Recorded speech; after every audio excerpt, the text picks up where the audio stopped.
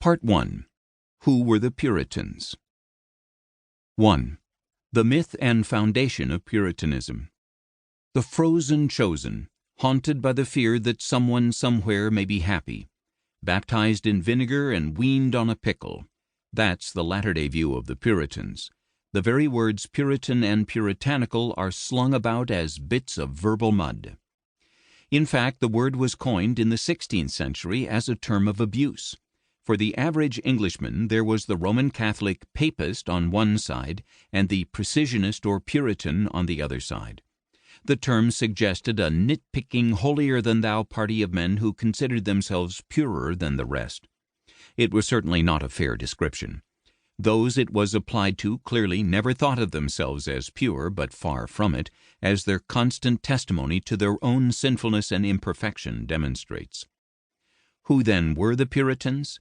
Perhaps John Milton put it best when he spoke of the reforming of the Reformation, for that was the united goal of all Puritans, a continuation of the work of reforming the visible church, the lives of church members, and the society in which they lived.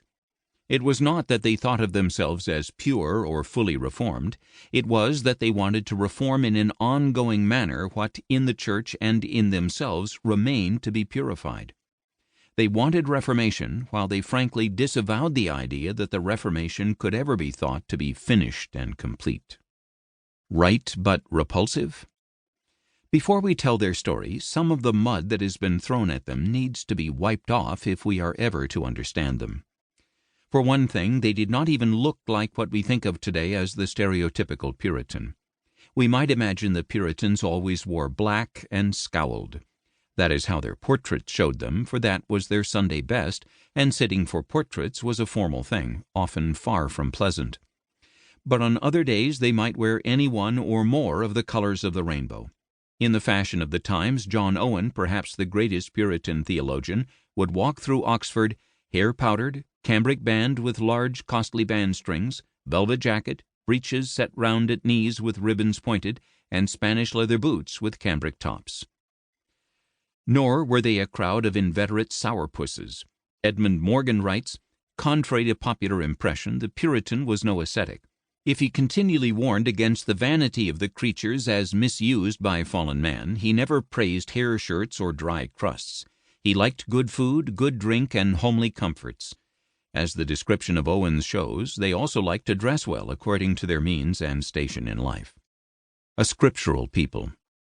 The most important trait of the Puritans that contributes to their being misunderstood today is the one that really did unite them all, their passionate love for the Bible as the written Word of God, for Bible study, and for listening to sermons that faithfully and fully expounded the Bible. This was the foundation of their faith, their thought, their teaching, their worship, and their daily lives. Again and again we hear of Puritans happily traveling hours to hear a good, substantial sermon, and of how they thought a good Bible study better than an evening's reveling. Sermons were usually an hour or longer, but even 2-hour sermons were not unheard of. Lawrence Chatterton, 1536–1640, the extraordinarily long-lived master of that nursery of Puritanism, Emmanuel College, Cambridge, once apologized to his congregation for preaching to them for 2 hours straight. Their response was to cry, "For God's sake, sir, go on, go on." To people who have never experienced the reading and hearing of the Word as something thrilling, such behavior sounds at best boring and at worst deranged.